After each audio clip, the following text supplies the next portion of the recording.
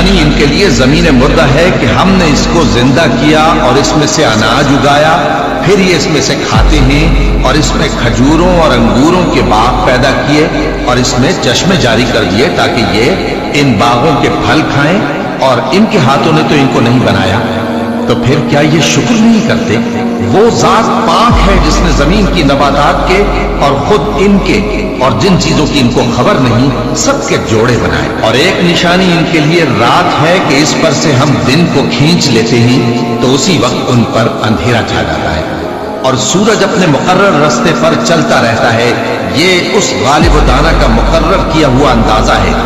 और चांद की भी हमने मंजिलें मुकर्रर कर दी, यहां तक के घटते घटते खजूर की पुरानी शाख की तरह हो जाता है।